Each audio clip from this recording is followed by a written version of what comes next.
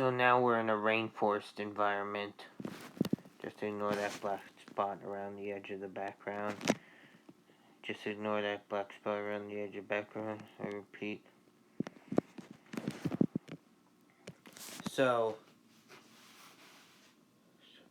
sorry, I need to pull that up. Here we are,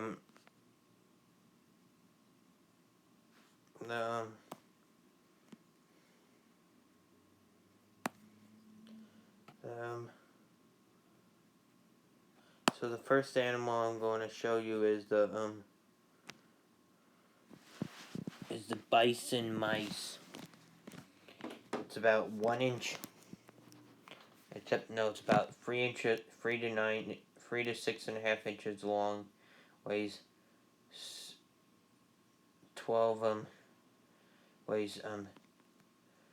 8 to 12 ounces. I'm not sure how much that is in metric. Sorry, and like 3 to 5 inches high. 3 to 5.5 inches high. Sorry, I'm not converting that into metric. And then there's the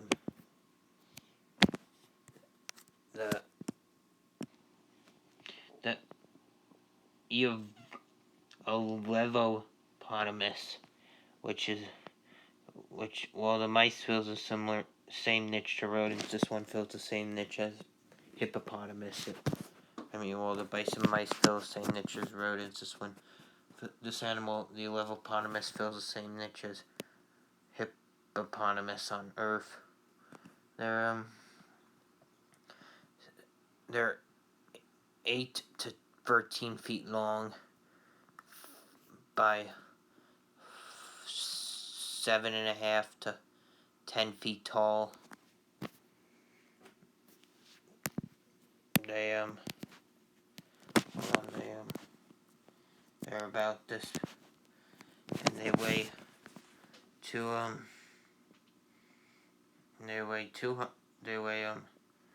ton. They weigh between a half a ton and 3.5 tons, or like 1,000 pounds to 7,000 pounds. They eat aquatic plants, algae, and seaweed in the freshwater environments they live in. While the bison mice eat plants and insects and other little critters like that. Then we have the Below-vexo. The Below-vexo is the size of a raccoon. I'm not sure how big it is, and it fills the same niche as a mesocarnivore. I'm not sure how big raccoons are. Same size and weight, though. Just look up how big raccoons are. And there's the bison monkey, which is 2.5 to 4.25 feet long, about a meter, a little under to a little over a meter. I'm not sure how much exactly that is in metric. It weighs 30 to 55 pounds, and is 2 to 3.25 feet tall. Lives in the trees and eats insects and fruit.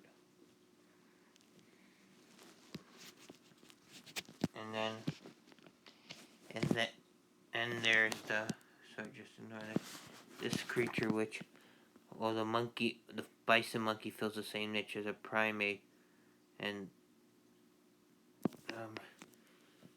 this creature, the boleo, fills the same niche as a bat. These are all mammals. Everything I shown you. Everything I've showed you so far. Over right now, except for the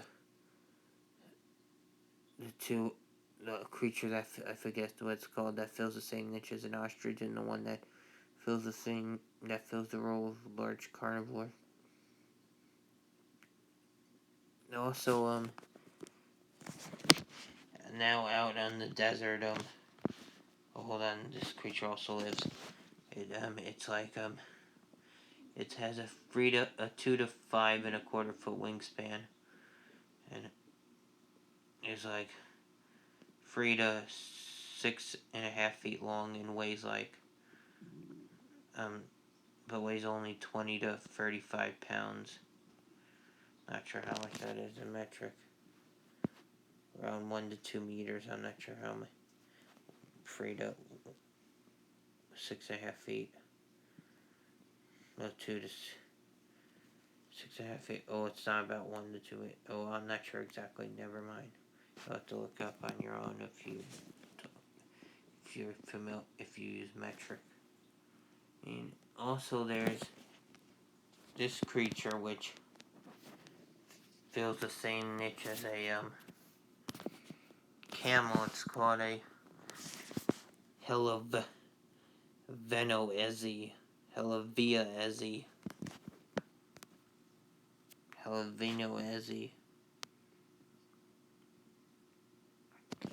Anyway,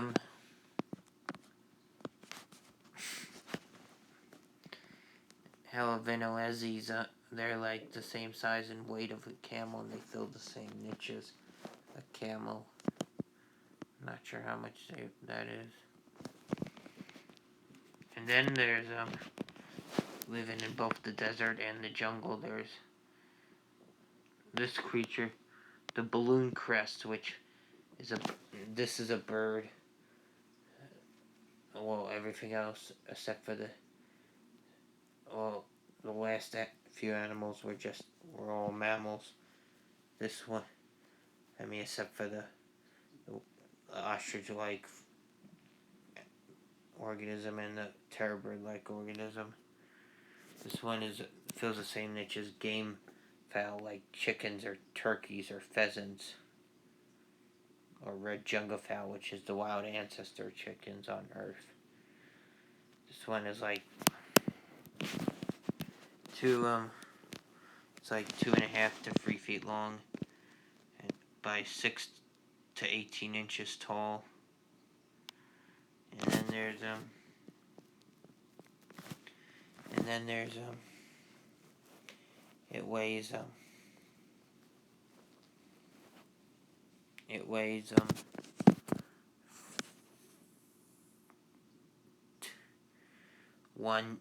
5 to 17.5 pounds. It's preyed upon by this creature. So just to know that the Uncle Sam's eagle, a direct descendant of the bald eagle, it's the most similar of all the birds to its to the ancestral species, the bald eagle, that was first introduced to Uncle Sam's planet 100 million years ago. It weighs 20 to 40 pounds, and is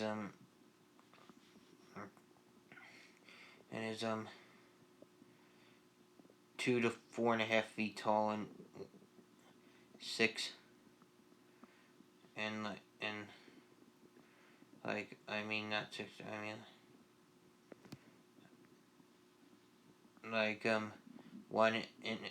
1 to 2.5 feet long, with a 7.5 to 13.5 foot wingspan. Not foot, inches. 7.5 to 13.5 inch wingspan. Sorry, my bad. Preys on many creatures. All the camel-like creature you saw eats desert shrubs and bushes and cactuses. And the balloon crest eats small, low-grown plants like shrubs, bush, cactus, all that. In the desert and the jungle, eat leaves, twigs, low-grown plants, and grass. on the where it lives out. I mean, on the prairie, on the plains, the grasslands. I mean, um,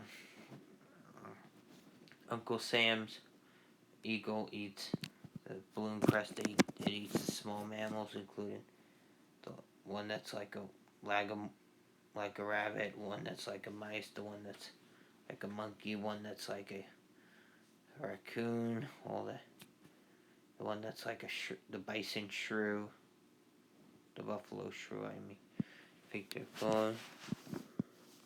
It eats them all, and then but most of these creatures are doomed. We will end this tour. We will end this documentary, this speculative evolution project, with a mass extinction event. Just ignore that noise in the background.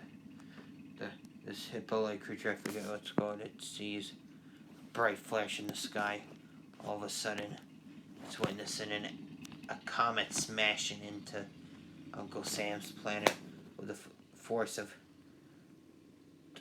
25 billion Hiroshima bombs traveling at 500,000 miles an hour. It hits the deep ocean, but still it hits with enough force that starts a massive sonic boom, deafening sonic boom, bright light, shock waves. I mean, depending where you are, deafening sound boom, and blinding light. So it's rumbling shock waves, followed by thermal superheated shock waves, and a blast and heat pulse, as well as a magnitude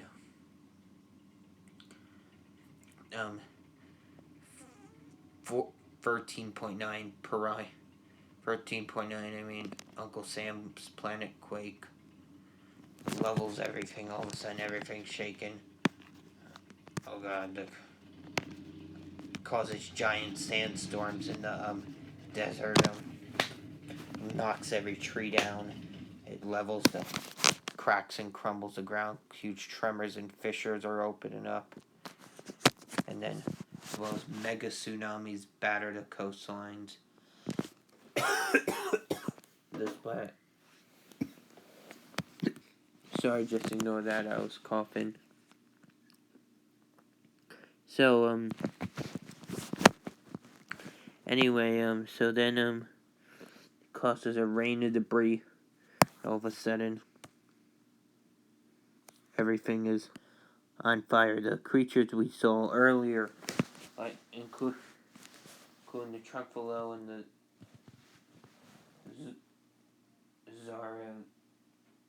Zerobioix, oh, I don't know if I'm pronouncing that right, and the trunked unicorn, as well as this creature, sorry, just ignore that, the Alavopotamus, sorry if I'm pronouncing that, sorry if I'm pronouncing that wrong, are doomed, but the small animals will survive. They hide underground as fires break out across the Uncle Sam's planet. Everything burns. Whatever animals survive that after the fires burn out. After the fires burn out in about a day, there's so much smoke, soot, ash, and dust, and aerosols thrown into the air that the sun is blocked out. The planet star, Uncle Sam's star, is blocked out for about 2 years, and then 2 years after it's still blocked out, and then it gets dark and cold. Actually, it's not until 5 years after the impact that the smoke soot dust clears and the sunlight is no longer blocked out. Most of the dust and aerosols clear, but a little bit remain and allow light to get to the surface, but not heat. So there's an impact to winter. Temperatures plummet, the food chain collapses. Then the rainforest turn to cold, to freezing wastelands. And then every living and then everything dies. Well, not everything dies. The large animals die out, and then after that, 10 years after impact, there's the impact winter lifts, but but now it's global warming for another 20 years until 30 years after impact. Then as temperatures rebound, life will never be the same again. The end. Thank you so much for watching. Next year I'll do a spin-off with I'll show you the little critters. Hopefully the year after that I'll show you the ocean. Let me know in the comments below which one you want to see first. I'll do a poll for that next year for 4th of July. Hope you had a good 4th of July. Thank you for watching. Be sure to like, comment, subscribe. As always, bye-bye. Ending joke. What did the heart say? What did the brain say to the heart? You're making me nervous. Alright, bye.